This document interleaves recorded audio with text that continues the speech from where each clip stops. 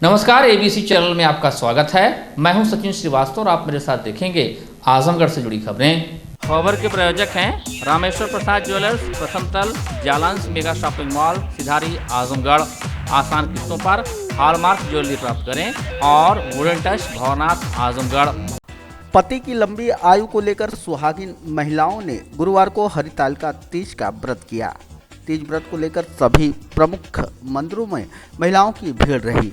पूजन के लिए महिलाओं के साथ युवतियों की भी सहभागिता देखी गई।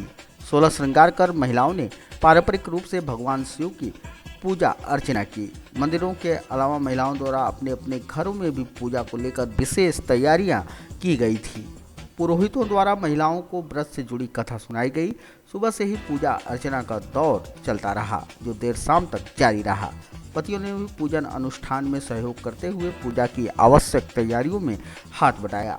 पर्व पर महिलाओं ने 16 श्रृंगार कर शिव पार्वती की पूजा की और सुहाग की लंबी उम्र की कामना की। उन्होंने दिन भर बिना अन्न जल ग्रहण किए कठिन व्रत रखा। हिंदू परंपरा के अनुसार पति को परमेश्वर माना गया है। पति के बिना महिलाओं का श्रृंगार अधूरा रहता है। उनका सुहाग हमेशा बना रहे, इसके लिए महिलाएं कोई भी त्याग और तपस्या करने को तैयार रहती हैं। धर्मशास्त्रों में भी अच्छे पति पाने एवं पति की लंबी आयु की कामना के लिए कठिन तपस्या का उल्लेख मिला करता है। माता पार्वती ने भी कठिन तप कर पति के रूप में भगवान शिव को पाया था। पति की लंबी आयु की कामना करने वाले व्रत की इसी परंपरा को जीवित रखते हुए भाद्र शुक्ल पक्ष तृतीया को सुहागिनों ने हरितालिका तीज मनाया। यह पर्व कुछ करवा चौथ की तरह ही मनाया जाता है, लेकिन दोनों में फर्क यह है कि करवा चौथ व्रत में महिलाएं चांद की पूजा के बाद अन्न जल ग्रहण कर लेती हैं, जबकि हरितालिका तीज व्रत में अन्न जल अगले दिन पूजन के बाद ग्रहण किया जाता है। भादव मास के शुक्ल पक्ष की तृतीया है और इसे हरितालिका व्रत भी कहते हैं। इस दिन स्त्रियां जो है अपने पति की ज़्यादा उम्र के लिए व्रत रखती हैं और कन्याएं जो है भी व्रत रखती हैं, वह सुंदर पति पाने के लिए। और इस व्रत करने से कन्याओं के जो विवाह में विघ्न बाधा होता है वह सब खत्म हो जाता है। व्रत के निमित्त महिलाओं ने सुबह से ही उपवास रखा था। उन्होंने दिन भर अन्न जल नहीं लिया। शाम को 16 श्रृंगार कर महिलाओं ने पूजा स्थल की सफाई की और मंडप सजाया। वहां गौरी शंकर की प्रतिमा स्थापित की गई। इसके बाद सुहागिनों ने सामूहिक रूप से भगवान शिव और देवी पार्वती की पूजा की। पूजा के बाद उन्होंने हरितालिका व्रत कथा का श्रवण किया। मान्यता है कि देवी पार्वती ने 12 साल के कठिन तप और व्रत से भगवान शिव को पति के रूप में पाया था। उसी प्रकार इस दिन सुहागिनें कठिन व्रत रखती हैं। वैसे यह सुहागिनों का व्रत माना गया है, पर कई स्थानों पर कुंवारी कन्याएं भी मनोवांछित वर पाने के लिए यह व्रत रखा करती हैं। लोग तीज का रखते हैं सदा सुहागन के लिए। आप बोल दीजिए आंटी। सुबह से हम लोग बिना खाए पिए व्रत है, बिना पानी पिए। हाँ, सब भोलेनाथ का पूजा करने आए। हाँ, इसके बाद घर पे पूजा करेंगे, आराम करेंगे। अगले सुबह पानी पिएंगे सुबह में अपने पति के लिए, उनकी लंबी आयु के लिए। हम आज हरितालिका तीज का व्रत रखे हैं बाबा भोलेनाथ को अपने पति के सुहाग के लिए, सदा सुहागिन के लिए। हमारे पति लंबी आयु तक रहें और हम सदा सुहागिन रहें।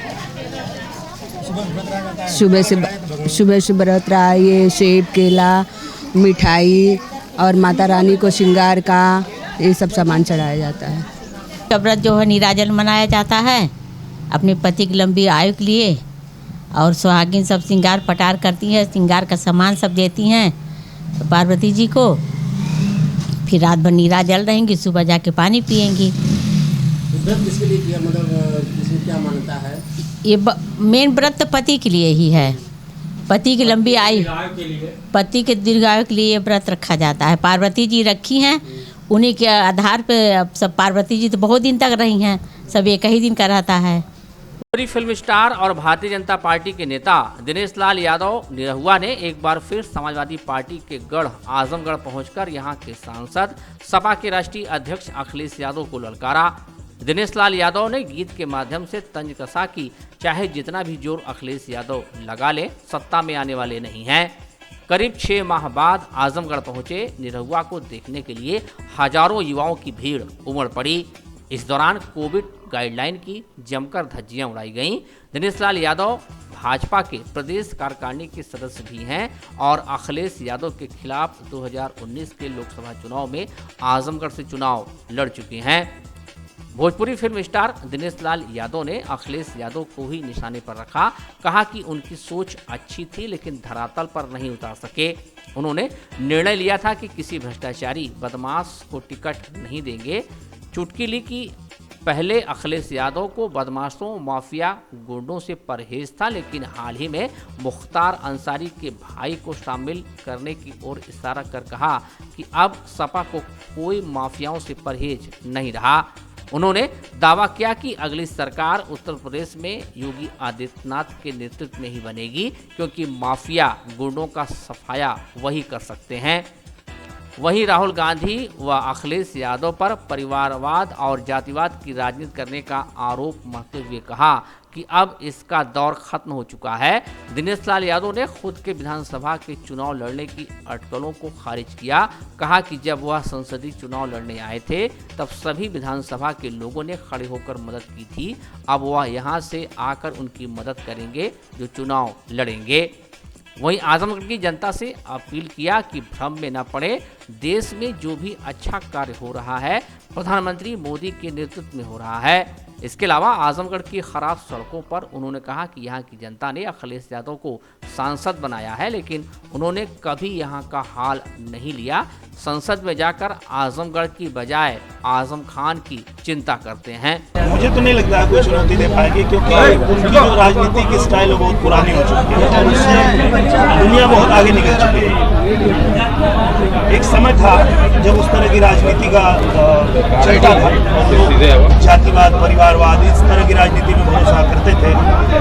और अब मुझे नहीं लगता है कि आज के दौर में, आज के समय में इस तरह की राजनीति का कोई भी वजूद बचेगा। तो पूर्वांचल हो या उत्तर प्रदेश हो या हिंदुस्तान का कोई भी कोना हो, जातिवाद, परिवारवाद की राजनीति करने वाले लोग, और ये आप चुनाव में देख लीजिएगा। कहा कि आजमगढ़ की जितनी समस्याएं हैं वो सरकार तक पहुंचाने का काम तो यही निरहुआ ही करते हैं। जिनको सांसद चुना है वो तो कभी करते ही नहीं है, तो इसलिए उन्होंने कहा। अच्छा, खासतौर पे इस बात का तो बहुत फर्क है कि मंच से अगर मुख्यमंत्री जी ने, आदेश योगी जी ने अगर कहा तो ये आपके लिए भी एक बड़े उपलब्धि की बात है। चूँकि हमारे उत्तर प्रदेश को जिस तरह से 4 सालों में महाराज जी ने भ्रष्टाचार मुक्त किया, सड़कों का जाल बिछा दिया, और खास करके कोरोना के समय में जिस तरह से उन्होंने पूरे हिंदुस्तान से जो लोग थे, जो फंस गए थे, जो यहाँ से बाहर जाकर के काम कर रहे थे, उनको यहाँ वापस लाए। उसके अलावा जो सरकार है वो गरीबों तक राशन बंटवाने का काम, उनको सारी सुविधाएं पहुँचाने का काम जिस तरह से किए, तो मुझे लगता है कि योगी आदित्यनाथ जी की प्रशंसा ऐसे ही नहीं पूरे हिंदुस्तान में हो रही है, और अब तो विदेशों में भी उनकी प्रशंसा होने लगी है।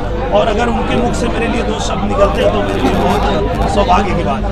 अच्छा दिनेश जी, खासतौर पे पूर्वांचल और आजमगढ़ ओवैसी का एक जो चल रहा है, खासतौर पर इलाके में पूर्वांचल के दौरे पे है, उनको लेके मुझे भी लगता है कि जो हमारे मुसलमान भाई हैं उनके लिए अखिलेश जी से बढ़िया तो ओवैसी है, क्योंकि ओवैसी जी जब बात करते हैं तो लगता है कि हाँ, एक पढ़ा लिखा आदमी मुद्दे की बात कर रहा है, एक आदमी किसी बात की जानकारी रखता है इसलिए उसके विषय में बात कर रहा है। तो पूर्वांचल की जनता से, आजमगढ़ की जनता से कि आप लोग जो है किसी भ्रम में मत पड़िए। आने वाले समय में भी, आज भी जो भी देश में अच्छा कार्य हो रहा है भारतीय जनता पार्टी की सरकारें ही कर रही है, और उत्तर प्रदेश इसका बहुत बड़ा उदाहरण है। उत्तर प्रदेश में भी जिस तरह से हमारे महाराज जी ने कानून व्यवस्था को इतना दुरुस्त किया है, खुद हम जो फिल्म वाले लोग वो भी आज ज़्यादातर जो है यूपी में ही शूटिंग करना पसंद करते हैं। क्या किसी को कोई डर नहीं है, किसी को कोई भय नहीं है। तो जब कानून व्यवस्था किसी भी राज्य की अच्छी होती है तो वहाँ बहुत सारा रोजगार आता है, वहाँ बहुत सारे लोग आते हैं व्यवसाय करने के लिए, लोगों को रोजगार मिलता है। तो निश्चित रूप से जिस तरह से महाराज जी ने 4 साल चलाया है, आगे भी योगी आदित्यनाथ ही उत्तर प्रदेश की सरकार चलाएंगे, इसमें कोई दो राय नहीं। कि सोच अच्छी है, उनकी सोचते बढ़िया हैं, पर उसको धरातल पे उतार नहीं पाते हैं। ये वही अखिलेश यादव जी हैं जो एक बार चाहते थे और उन्होंने ये काम अच्छा किया था कि वो किसी गुंडे को, किसी माफिया को, किसी ऐसे व्यक्ति को टिकट नहीं देंगे, अपने पार्टी में शामिल नहीं करेंगे। तो वो उनका जो कदम था पूरे उत्तर प्रदेश को अच्छा लगा था कि हाँ, अखिलेश यादव जी चाहते हैं कि जो भ्रष्टाचारी हैं, जो अपराधी हैं, उनको दल से दूर रखा जाए। और उनके ही दल के लोगों ने उनको करने नहीं दिया, वो कर नहीं पाए और आगे भी वो कर नहीं पाएंगे। कर कौन पाएगा? योगी जी ही कर पाएंगे। चाहे वो गुंडों की सफाई करना हो, माफियाओं की सफाई करना हो, कानून व्यवस्था सुधारना हो, प्रदेश को विकास के पथ पे ले जाना हो, वो कर पाएंगे योगी जी ही। तो मुझे लगता है कि ये बात समझती है पब्लिक भी, जनता भी समझती है। तो मुझे नहीं लगता है कि वो 400 का सपना देख रहे हैं, उनको 40 सीटें भी नहीं आने वाली है। किसी ज्योतिषी ने कहा है अगले सीएम अखिलेश यादव है, ये भी मुझे लगता है वो सपना ही देखे होंगे, क्योंकि जिस तरह की वो राजनीति कर रहे हैं, जिस तरह का उनका राजनीतिक करियर चल रहा है, दूर दूर तक वो कहीं आने वाले नहीं हैं और दोबारा उनको मौका मिलने वाला नहीं है। अगर उन्होंने अपने आप को बदला होता, चाहे वो अखिलेश यादव हो, चाहे वो राहुल गांधी हो, अगर वो समय के साथ बदलते, क्योंकि बदलाव ही संसार का नियम है। अगर समय के साथ बदल जाते, जातिवाद की राजनीति छोड़ देते, परिवारवाद की राजनीति छोड़ देते, बाकी लोगों को भी मौका देते, समाज में और भी लोग हैं जो योग्य हैं उनको मौका देते, तो शायद उनकी पार्टी कभी आ सकती थी। पर ये जिस तरह का उनका सिर्फ परिवार ही रहेगा, उनका ही सब कुछ चलेगा, तो मुझे नहीं लगता है कि आने वाले दिनों में कभी भी उनकी सरकार आएगी। शहर की ज़्यादातर सड़कें खराब है सर, लोगों का कहना है कि यहाँ से बीजेपी कैंडिडेट ना होने की वजह से यहाँ ध्यान नहीं दिया जाता है। ऐसी बात नहीं है, ध्यान तो दिया जाता है, पर बात वही है कि जो यहाँ के सांसद हैं जिनको आपने चुना है, वो जब जाते हैं, आपने आजमगढ़ का सांसद चुना, इसलिए चुना कि जब वो संसद में जाए तो आजमगढ़ की वकालत करें, आजमगढ़ के बारे में बात करें। वो वहाँ सिर्फ आजम खान की बात करते हैं, उनको आजमगढ़ और आजम खान में अंतर ही समझ में नहीं आता है। उनको पता ही नहीं चलता है कि उनको चुना गया है आजमगढ़ की वकालत करने के लिए, आजम खान की वकालत करने के लिए नहीं। तो आप लोगों ने जब गलत आदमी को चुना है तो थोड़ा तो आप लोगों के साथ गलत होगा। ठीक है कि जिस विधायक की बात आप कर रहे हैं उनको इतना सीरियस लेने की जरूरत नहीं है, उनको हम लोग कॉमेडियन की तरह लेते हैं। जैसे फिल्मों में कोई कॉमेडियन होता है जो बिना सिर पैर की बात करता है, तो ऐसे ही ये हैं जिनकी बात आप कर रहे हैं, वो आज यहाँ हैं, कल वहाँ हैं। अवसरवादिता उनकी जो पहचान है और उनके बातों को इतना सीरियस लेने की आवश्यकता नहीं। ठीक है, आप चुनाव लड़ सकते हैं सदर विधानसभा? नहीं, ये बिल्कुल ही ऐसा नहीं है, ये बिल्कुल अफवाह है। और जब मैं चुनाव लड़ने आया था तो चाहे वो सदर विधानसभा हो, चाहे वो मुबारकपुर हो, वो सारे विधानसभा के जितने प्रत्याशी थे जो पहले लड़े हुए थे और आगे भी जिनको मौका देगी हमारी पार्टी, क्योंकि उन लोगों ने मेरा सहयोग किया था। जब मैं चुनाव लड़ रहा था तो सब लोगों ने मेरे साथ मिल करके और मेरा साथ दिया था, तो अब बारी है कि मैं उनका सहयोग करूं, मैं थोड़े वहां पे लड़ने जाऊं।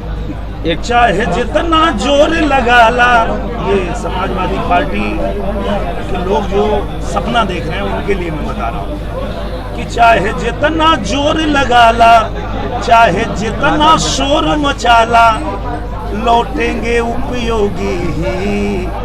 आई है फिर से योगी जी, आई है फिर से योगी जी।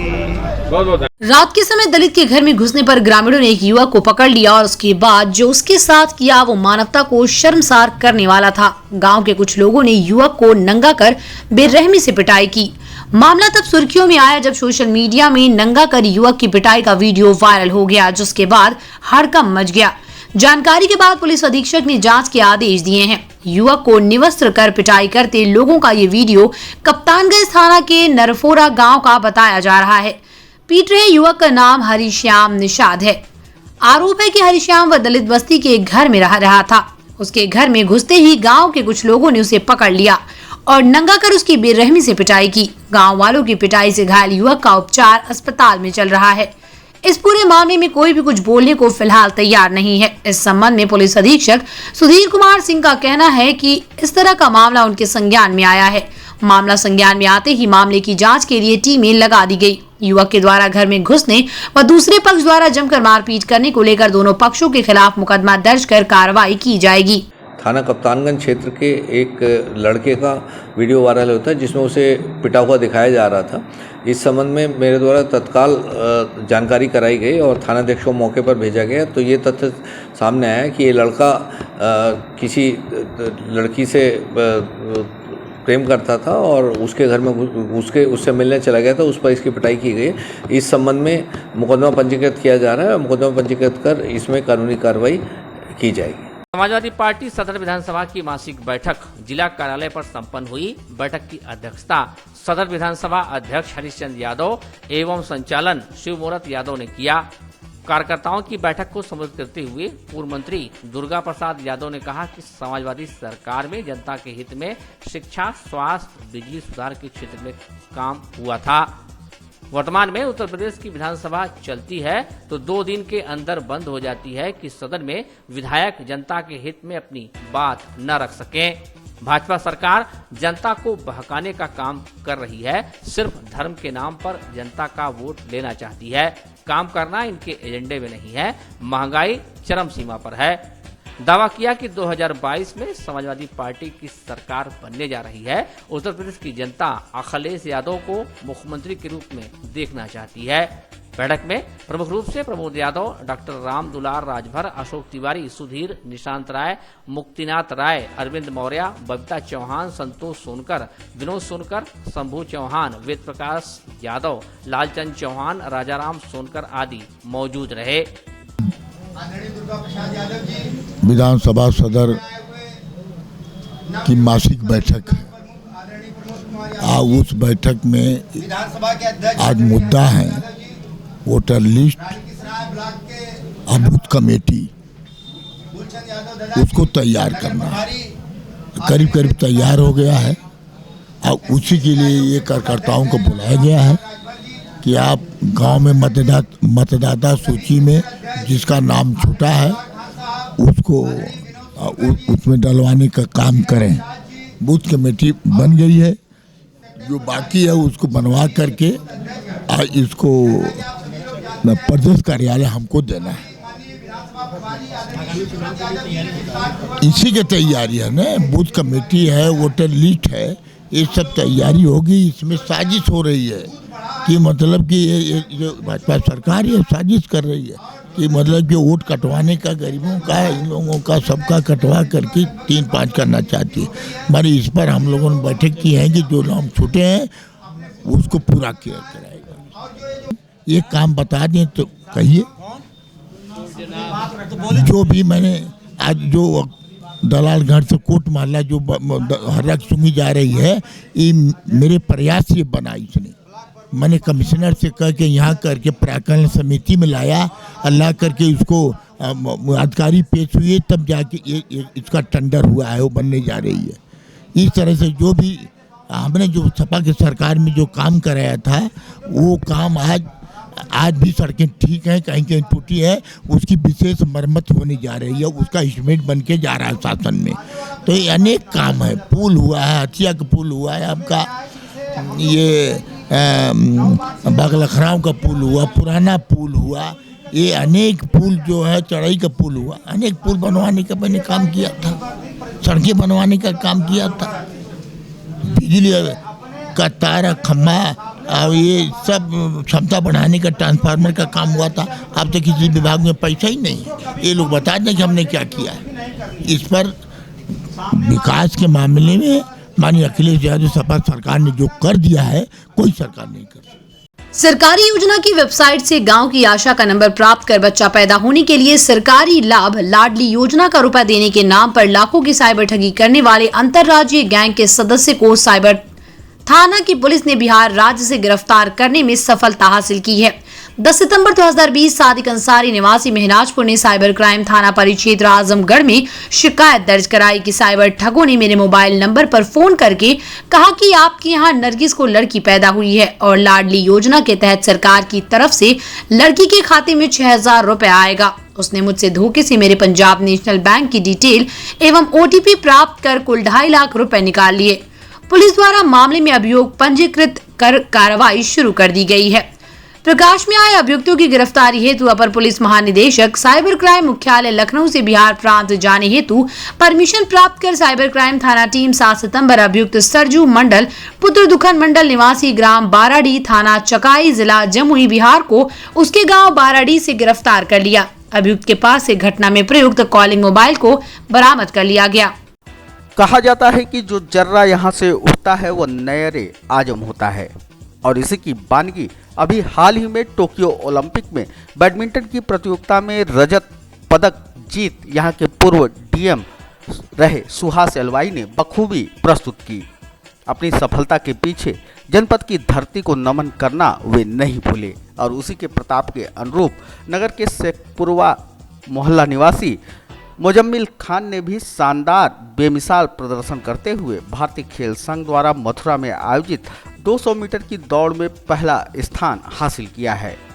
सीमित संसाधनों और सुविधाओं के बीच अपनी प्रतिभा, लगन व हौसले के जरिए इस करिश्मे को अंजाम देकर जब वह जनपद लौटे तो भारत मां की जयकारों के बीच बस स्टेशन पर उनका खेल प्रेमियों, प्रशंसकों और संबंधियों ने जोरदार स्वागत सम्मान किया। माता की भारत माता की भारत माता की भारत माता की आजमगढ़ की साथ भारत माता की। 100 पर जनपद के लिए गोल्ड मेडल जीतकर लौटे खिलाड़ी मुजम्मिल खान के साथ सेल्फी लेने वालों, उन्हें बधाई देने वालों का तांता लगा रहा। मुजम्मिल ने कहा कि स्टेट गवर्नमेंट की उपेक्षा खिलाड़ियों पर भारी पड़ रही है। प्रदेश सरकार को चाहिए कि खेलों को बढ़ावा देने के लिए वह उचित कदम उठाए। ये खेल मंत्रालय से जुड़ा हुआ खेल है। ये इसका स्टेट होता है, फिर नेशनल होता है, ये फिर उसके इसमें फिर 16 होता है जो अंडर 20 कंपटीशन होता है, अंडर 20 और 16 जूनियर सीनियर। और ये मैं यूपी रिप्रेजेंट करके नेशनल लेवल पे गोल्ड मेडल जीत के यूपी रिप्रेजेंट करके गोल्ड मेडल मैंने आजमगढ़ के नाम किया है। ये इसका स्टेट प्रयागराज में, इसका नेशनल मथुरा उत्तर प्रदेश में हुआ था। ये मैंने 200 मीटर में 200 मीटर जूनियर वर्ग में मैंने 200 मीटर में गोल्ड मेडल किया है। जी मैंने स्टेट की तैयारी आजमगढ़ स्टेडियम में ही प्रैक्टिस की। सुखदेव पहलवान स्पोर्ट स्टेडियम में मैंने प्रैक्टिस की है।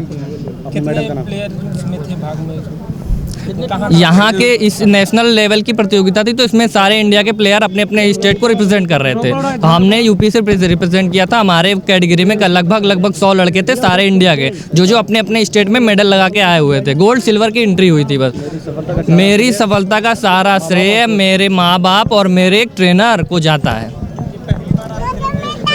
नहीं, मैंने ये पहला नेशनल पार्टिसिपेट किया और मैंने पहली बार में ही गोल्ड लगा दिया। बहुत सही। मेरी सोच ये है कि मैं आगे अब या नेशनल गोल्ड आ गया तो मैं अब कोशिश करूंगा कि इंडिया को गोल्ड दूं। पहले तो मैं एशियन गेम में गोल्ड का टारगेट बनाऊंगा, उसके बाद मैं ओलंपिक 2024 में जो होने वाला है उसको मैं टारगेट लेके मेडल करने की पूरी कोशिश करूंगा। क्या दिक्कतों का सामना करना पड़ता है? दिक्कत का सामना ये करता है कि जो भी हमको फैसिलिटी लेनी पड़ती है वो पापा के वजह से देनी पड़ती है। गवर्नमेंट हमको कोई सपोर्ट नहीं कर रही है, ना ही हमको सपोर्ट। ये फैसिलिटी स्टेट गवर्नमेंट जो अगर स्टेट में मेडल आ जाता है तो लड़कों को कोई नहीं दी, जब नेशनल मेडल आता है तभी कुछ ना कुछ मिलता है। तो सेंट्रल गवर्नमेंट सपोर्ट करती है, स्टेट गवर्नमेंट कोई सपोर्ट नहीं करती है। अगर स्टेट गवर्नमेंट सपोर्ट करे तो बेसिक लड़का जो गरीब घर से आते हैं वो मेडल लगा के आगे ओलंपिक में मेडल दे सकते हैं, जो कि स्टेट में मेडल लगाने के बाद कम से कम 10,000 रुपये के महीने की हमको फैसिलिटी चाहिए ही होती है, जो नहीं मिल पाती। तो इसकी वजह से गरीब घर के लड़के प्रैक्टिस करना छोड़ देते हैं, वो कहाँ से पलाएंगे। तो इसके वजह से हमारे अच्छे प्लेयर पीछे जा रहे हैं। इसकी हमें गवर्नमेंट से हमें ये अपील है कि प्लेयरों को कम से कम फैसिलिटी तो दो, जिससे वो नेशनल मेडल लाए। नेशनल मेडल के बाद सेंट्रल गवर्नमेंट सपोर्ट तो करती ही है। आपका नाम अभी इस टाइम उनकी ज्वाइनिंग नहीं हुआ। आशा मैडम जो हैं बलिया की रहने वाली हैं, वो मैडम हमको प्रैक्टिस कराती हैं। अजय भैया हैं मौर्य, अजय मौर्य जो विकलांग कोटे से एशिया रिप्रेजेंट किए हैं, उन्हें बहुत सपोर्ट करते हैं। उन्होंने जब मैडम नहीं रहती तो वो हम ही को तब वही हमें ट्रेनिंग कराते हैं। इसके कहने का मतलब, और एक बात और मैं यूपी गवर्नमेंट से कहना चाहता हूँ कि जो कोच हैं उनको प्राइवेट संस्था कर दी गई, उनकी सैलरी आधी कर दी गई, उनकी जो संविदा पे हैं उनकी पोस्टिंग नहीं की जा रही है। तो इसके वजह से हम लोग इस टाइम बिना कोच के प्रैक्टिस कर रहे हैं, अपने से प्रैक्टिस कर रहे हैं। कोई फैसिलिटी नहीं है, कोई कुछ भी नहीं है आजमगढ़ स्टेडियम में। तो हमें ये अपील है गवर्नमेंट से कि उसको कोच को तुरंत नियुक्ति की जाए। जितने भी कोच बिना उसके प्रैक्टिस कर रहे हैं, बिना कोचेस के, तो कोच आ जाएंगे तो आगे और खेलने का मौका मिलेगा, अच्छा प्रदर्शन और टाइमिंग और अच्छी आएगी। मुजम्मिल के पिता नफीस अहमद ने कहा कि हीरे बेहतरीन हैं, लेकिन जौहरियों की कमी है। अब इनको ओलंपिक की तैयारी करना है और उसमें इनका जाने की इनकी ख्वाहिश है, मगर सबसे बड़ी ये बात ये है कि अभी तक ये सिर्फ स्टेडियम से खेल रहे हैं। गवर्नमेंट की तरफ से कोई इनको मदद नहीं मिली। कोई स्पोर्ट कॉलेज या स्पोर्ट हॉस्टल मिल जाता तो आज इन पर नज़र रहती। जौहरी ये हीरे बहुत बेहतरीन है, मगर इनको जौहरी की कमी है। कोई जौहरी मिल जाता जो इसके ऊपर लखनऊ में या कहीं भी इनका एडमिशन हो जाता तो तरक्की इनको बहुत ज़्यादा मिलती। इनके अंदर टैलेंट बहुत है, मगर प्राइवेट स्टेडियम होने की वजह से उस पर कोई नज़र किसी की नहीं पड़ रही है। दीदारगंज थाना क्षेत्र के असई मुल्लापुर गांव का इलाका बुधवार की रात गोलियों की गूंज से दहल उठा। रात्रि 10:15 पर पुलिस और अपराधी के बीच हुई मुठभेड़ के दौरान 25,000 का इनामी व 1 वर्ष से फरार चल रहा गैंगस्टर आरोपी अपराधी पुलिस की गोली से घायल हो गया। घायल अपराधी को इलाज के लिए जिला अस्पताल ले जाया गया। दीदारगंज थाना क्षेत्र के हैदराबाद बाजार में बुधवार की रात वाहन चेकिंग में जुटे थाना प्रभारी संजय कुमार सिंह व उनकी टीम ने रात करीब 10:15 पर पुष्पनगर बाजार की ओर से तेज रफ्तार आ रहे बाइक सवार को रोका। पुलिस चेकिंग से बेपरवाह बाइक सवार तेज गति से भागने लगा। संदेह होने पर पुलिस ने उसका पीछा किया। इस दौरान वो असईपुर मोल्ला मोड़ के समीप बाइक अनियंत्रित होने से वाहन सहित गिर पड़ा। खेतों के रास्ते भागते समय वो पुलिस पर फायर शुरू कर दिया। जवाबी कार्रवाई करते हुए पुलिस ने भाग रहे बदमाश की घेराबंदी की। मुठभेड़ के दौरान अपराधी को पैर में गोली लगी। जख्मी बदमाश की तलाशी के दौरान उसके कब्जे से पुलिस ने 315 बोर तमंचा, जिंदा व खोखा कारतूस 1150 रुपए के साथ ही बिना नंबर की सुपर स्प्लेंडर बाइक बरामद की है। घायल अपराधी अंकुश गौतम उर्फ करण पुत्र राजाराम दीदारगंज थाना क्षेत्र के पुष्पनगर गांव का निवासी बताया गया। वो पिछले वर्ष से गैंगस्टर में पाबंद होने के बाद फरार चल रहा था।